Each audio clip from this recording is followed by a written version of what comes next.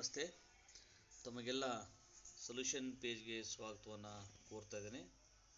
ಹಾಗೆಯೇ ಈ solution page ಮೂಲಕ ಇನ್ನು ಮುಂದೆ ನಾನು ಶೈಕ್ಷಣಿಕವಾಗಿ ಸಂಬಂಧಪಟ್ಟಂಥ ಕೆಲವೊಂದು ದಾಖಲೆಗಳನ್ನು, ಹಾಗೆ ಸಹ ಶಿಕ್ಷಕರಿಗೆ ಹಾಗೆ ಮುಖ್ಯ ಗುರುಗಳಿಗೆ ಸಂಬಂಧಪಟ್ಟಂತಹ ಕೆಲವೊಂದು ದಾಖಲೆಗಳನ್ನು ಈ ಒಂದು ಸೊಲ್ಯೂಷನ್ ಪೇಜ್ ನನ್ನ ಚಾನಲ್ ಮೂಲಕ ನಾನು ಪ್ರಸ್ತುತಪಡಿಸಲು ಆಸಕ್ತನಾಗಿದ್ದೇನೆ.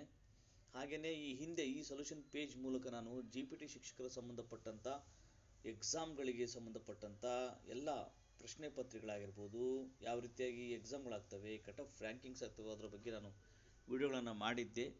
ಇನ್ನು ಮುಂದೆ ಈ ಒಂದು ಸೊಲ್ಯೂಷನ್ ಪೇಜ್ ಮೂಲಕ ಎರಡೂ ವಿಡಿಯೋಗಳನ್ನು ಏಕಕಾಲದಲ್ಲಿ ಬಿಡಲು ನಾನು ಆಸಕ್ತನಾಗಿದೆ ಅಂತ ಹೇಳ್ತಾ, ನಮಗೆಲ್ಲ ತಿಳಿದಂತೆ ಈ ನಮ್ಮ ಗುಲ್ಬರ್ಗಾ ವಿಭಾಗದ ಆಯುಕ್ತರಾದಂಥ ಶ್ರೀಯುತ ಆಕಾಶ್ ಅವರ ಕನಸಿನ ಕೂಸಾದಂಥ ಅಕ್ಷರ ಆವಿಷ್ಕಾರದಡಿಯಲ್ಲಿ ಕಲಿಕಾಸರೆ ಎಂಬ ಒಂದು ಅಭ್ಯಾಸ ಪುಸ್ತಕವನ್ನು ನಮ್ಮ ಶಾಲೆಗಳಲ್ಲಿ ನಾವು ತೆಗೆದುಕೊಂಡಿರ್ತೇವೆ. ಸೊ ಆ ಅಭ್ಯಾಸ ಪುಸ್ತಕಗಳನ್ನು ಯಾವ ರೀತಿ ನಾವು ಬಳಕೆ ಮಾಡಬೇಕು, ನಿರ್ವಹಿಸಬೇಕು ಅನ್ನೋದನ್ನು ಮಾನ್ಯ ಆಯುಕ್ತರು ಒಂದು ಸುತ್ತೋಲೆಯನ್ನು, ಆದೇಶವನ್ನು ನಮಗೆ ಹಾಕಿರ್ತಾರೆ. ಸೊ ಆ ಆದೇಶದ ಒಂದು ಪ್ರತಿಯನ್ನು ತಮಗೆ ನಾನು ನೀಡಿ, ಆ ಪ್ರತಿಯಲ್ಲಿ ಏನಿದೆ, ಆದೇಶದಲ್ಲಿ ಏನಿದೆ, ಯಾವ ರೀತಿ ನಾವು ಅಭ್ಯಾಸ ಪುಸ್ತಕ ನಿರ್ವಹಣೆ ಮಾಡಬೇಕು, ಯಾವೆಲ್ಲ ದಾಖಲೆಗಳನ್ನು ನಾವು ಕೊಡಬೇಕು ಅನ್ನೋದನ್ನು ನಾನು ಈ ಮೂಲಕ ತಮಗೆ ತಿಳಿಸಲು ಹೊರಟಿದ್ದು. ನನ್ನ ಈ ಯೂಟ್ಯೂಬ್ ಚಾನಲನ್ನು ತಾವು ದಯಮಾಡಿ ಯಾರೆಲ್ಲ ನನ್ನ ಯೂಟ್ಯೂಬ್ ಚಾನಲ್ನ ಈ ವಿಷಯವನ್ನು ಯಾರೆಲ್ಲ ಇಷ್ಟಪಟ್ಟು ಮಾಡಿದಿರಿ ಅವರೆಲ್ಲ ಸಬ್ಸ್ಕ್ರೈಬ್ ಮಾಡಿ ತಮ್ಮ ಆಪ್ತರಿಗೆ ಹಾಕಿ ಅಂತ ಹೇಳ್ತಾ, ನಾನು ಪಂಪನಕ್ಕೆ ವರ್ಧಾಪುರ ಶಾಲೆಯ ಪ್ರಭಾರಿ ಮುಖ್ಯರಾಗಿ ಕೆಲಸ ಮಾಡ್ತಿದ್ದೇನೆ. ಸೊ ಇಲ್ಲಿ ನಾವು ನೋಡ್ತಾ ಇದ್ದೀವಿ, ಇಲ್ಲಿ ಶಾಲಾ ಶಿಕ್ಷಣ ಇಲಾಖೆ ಅಪರಾಯುಕ್ತರು ಕಚೇರಿ ಐವನ್ ಎ ಶಾಹಿ ಬಡಾವಣೆ ಗುಲ್ಬರ್ಗಾ. ಸೊ ಅದು ಆಗಿದ್ದು, ಸುತ್ತೋಲೆ ಆದೇಶ ಆಗಿದ್ದು 9ನೇ ತಾರೀಕು ಡಿಸೆಂಬರ್ನಲ್ಲಿ. ವಿಷಯ ಕಲಿಕಾಸರೆ ಅಭ್ಯಾಸ ಪುಸ್ತಕಗಳನ್ನು ವಿದ್ಯಾರ್ಥಿಗಳಿಗೆ ವಿತರಿಸುವ ಮತ್ತು ಪರಿಣಾಮಕಾರಿಯಾಗಿ ಬಳಸುವ ಕ್ರಮಗಳನ್ನು ಕುರಿತು ಅಂತೇಳಿ. ಸೊ ಯಾವೆಲ್ಲ ಕ್ರಮಗಳಿದ್ದಾವೆ, ಯಾವೆಲ್ಲ ಸುತ್ತೋಲೆಯಲ್ಲಿ ಯಾವೆಲ್ಲ ಅಂಶಗಳಿದ್ದಾವೆ ಅಂತಂದು ನಾವೀಗ ನೋಡೋಣ ಅಂತ ಹೇಳ್ತಾ, ಇಲ್ಲಿ 1ನೇ ಅಂಶ ಇದೆ. ಏನು 1ನೇ ಅಂಶ ಏನು ಹೇಳುತ್ತೆ ಅಂತಂದರೆ, ಮಕ್ಕಳಿಗೆ ನಾವು ಬುಕ್ಕನ್ನು ಕೊಡುವಂತಿಲ್ಲ. ಮೊದಲ ಅಂಶ, ಮಕ್ಕಳಿಗೆ ನಾವು ಬುಕ್ಕನ್ನು ಕೊಡುವಂತಿಲ್ಲ. ಸೊ ಆ ಬುಕ್ಕನ್ನು ಶಾಲೆಯಲ್ಲಿ ಅಭ್ಯಾಸ ಮಾಡಿಸಿ, ಶಾಲೆ ಅಂದರೆ ತರಗತಿಗಳಲ್ಲೇ ನಾವು ಅದನ್ನು ಒಂದು ವ್ಯವಸ್ಥಿತವಾದ ಸ್ಥಳದಲ್ಲಿ ಇಡುವಂಥದ್ದು ಮಾಡಬೇಕಂತ ಈ ಸುತ್ತೋಲೆ ಮೊದಲ ಅಂಶ ಆಗಿರುತ್ತದೆ.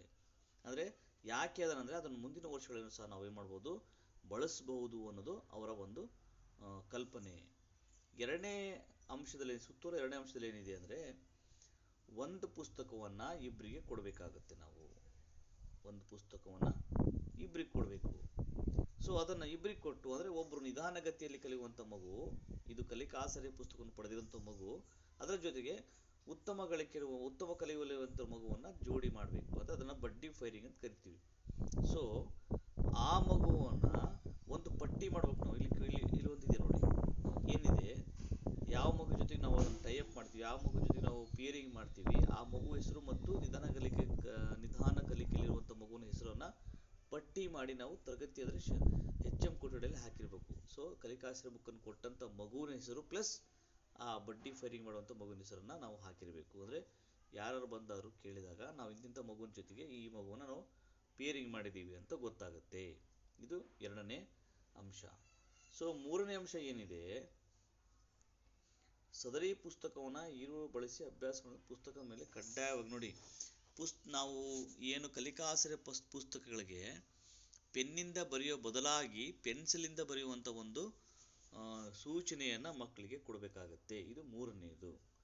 ನೆಕ್ಸ್ಟ್ 4ನೇ ಅಂಶ ಏನಿದೆ, ಸದರಿ ಕಲಿಕಾಸರೆ ಅಭ್ಯಾಸ ಪುಸ್ತಕಗಳನ್ನು ನಿಯಮಿತ ತರಗತಿಗಳಲ್ಲಿ ಅಥವಾ ವಿಶೇಷ ತರಗತಿಗಳಲ್ಲಿ ಬಳಸ್ಬೋದು. ಅಂದರೆ ನಾವು ತರಗತಿ ವೇಳಾಪಟ್ಟಿ, ಟೈಮ್ ಟೇಬಲಲ್ಲಿ ಕಲಿಕಾಸರೆ ಪುಸ್ತಕವನ್ನು ಅಥವಾ ಅವಧಿಯನ್ನು ಯಾವಾಗ ಮಾಡ್ತೀವಿ ಅಂಥೇಳಿ ಒಂದು ತರಗತಿ ವೇಳಾಪಟ್ಟಿಯಲ್ಲಿ ಮೆನ್ಷನ್ ಮಾಡಬೇಕು, ಅಂದರೆ ಕಾಣಿಸ್ಬೇಕು ಅನ್ನೋದು ಈ ಸುತ್ತೋಲೆಯ 4ನೇ ಅಂಶ. ಯಾವ ತರಗತಿಗಳಲ್ಲಿ ಯಾವ ಅವಧಿಯಲ್ಲಿ ಬಳಸಲಾಗುವುದು ಎಂಬುದರ ಕುರಿತು ತರಗತಿ ವೇಳಾಪಟ್ಟಿಯಲ್ಲಿ ನಾವು ಅದನ್ನು ಮೆನ್ಷನ್ ಮಾಡಬೇಕು. ನೆಕ್ಸ್ಟು 5ನೇ ಏನಿದೆ, ಬಡ್ಡಿ ಫೈರಿಂಗ್ ಅಂದರೆ ಯಾರೆಲ್ಲ ಮಕ್ಕಳು ಅಂದರೆ ಉತ್ತಮ ಕಲಿಕೆಯಲ್ಲಿರುವಂಥ ಮಕ್ಕಳನ್ನು ಯಾವೆಲ್ಲ ನಾವು ಜಾಯಿಂಟ್ ಮಾಡಿದ್ದೀವಿ, ಯಾರೆಲ್ಲ ಜೊತೆಗೆ ಕೂಡಿಸಿದ್ದೀವಿ ಅಂಥ ಮಕ್ಕಳ ಹೆಸರುಗಳನ್ನು ಸಹ ನಾವು ಮುಖ್ಯ ಗುರುಗಳು ಬರೆದು ಬಿಟ್ಟು ನಾವು ಮುಖ್ಯಗಳ ಕೊಠಡಿಯಲ್ಲಿ ಹಾಕಬೇಕು. ಕಲಿಕಾ ಆಸರೆ ಅಂತ ಬರೀವಿ, ಜೊತೆಗೆ ಮಕ್ಕಳ ಹೆಸರು ಮತ್ತು ಆ ನಿಧಾನಗತಿ ಕಲಿಯುವ ಮಕ್ಕಳ ಹೆಸರನ್ನು ಬರೆದು ನಾವು ಹಾಕಬೇಕಾಗತ್ತೆ. ಸೊ ಇದು ಸಹ ನಾನು ನಮೂನೆ ಮುಂದಿನ ದಿನಮಾನಗಳಲ್ಲಿ ಮುಂದಿನ ವಿಡಿಯೋಗಳಲ್ಲಿ ಇದನ್ನು ಹಾಕ್ತೀನಿ. ಯಾವ ರೀತಿ ನಾವು ನಮೂನೆಯನ್ನು ಮಾಡಬೇಕು, ಯಾವ ರೀತಿ ನಾವು ಹಾಕಬೇಕು ಅಂತ ನೋಡಿ. ಬಡ್ಡಿ ಫೈರಿಂಗ್ ಮಾಡಿದ ವಿದ್ಯಾರ್ಥಿಗಳ ಪಟ್ಟಿ ಮತ್ತು ಬಳಕೆ ವೇಳಾಪಟ್ಟಿಯನ್ನು ಆಯಾ ತರಗತಿಗಳಲ್ಲಿ ಹಾಗೂ ಮುಖ್ಯ ಗುರುಗಳ ಸಿಬ್ಬಂದಿ ಕೋಣೆಯಲ್ಲಿ ಕಡ್ಡಾಯವಾಗಿ ಸೂಚನಾ ಫಲಕದಲ್ಲಿ ಪ್ರದರ್ಶಿಸಿರಬೇಕು. ಅಂದರೆ ಹಾಕಲೇಬೇಕು. ನಾವು ಅದನ್ನು ರೆಡಿ ಮಾಡಿ ನಾವು ನಮ್ಮ ಮುಖ್ಯಗಳು ಮತ್ತು ತರಗತಿಗಳಲ್ಲಿ ಹಾಕಿರಬೇಕು. ನೆಕ್ಸ್ಟು 6ನೇದಿದೆ,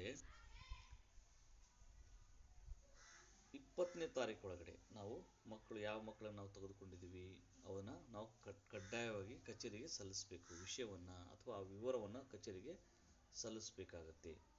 ನೆಕ್ಸ್ಟು 7ನೇದು, ಕಲಿಕಾಸರೆ ಅಭ್ಯಾಸ ಪುಸ್ತಕಗಳನ್ನು ಬಳಸುವ ವಿಡಿಯೋಗಳನ್ನು ಬಳಸಿ ಹೆಚ್ಚಿನ ರೀತಿಯಲ್ಲಿ ಪ್ರಚಾರ ಮಾಡುವುದು. ಇದರ ಜೊತೆಯಲ್ಲಿ ಪ್ರೌಢಶಾಲಾ ಶಿಕ್ಷಕರಿಗೆ ಹಾಗೂ 8ನೇ ತರಗತಿ ಬೋಧಿಸುವ GPT ಶಿಕ್ಷಕರಿಗೆ ಕಲಿಕಾಸರೆ ಅಭ್ಯಾಸ ಪುಸ್ತಕಗಳ ಬಳಕೆ ಕುರಿತು 1 ದಿವಸದ ಕಾರ್ಯಾಗಾರವಿರುತ್ತೆ.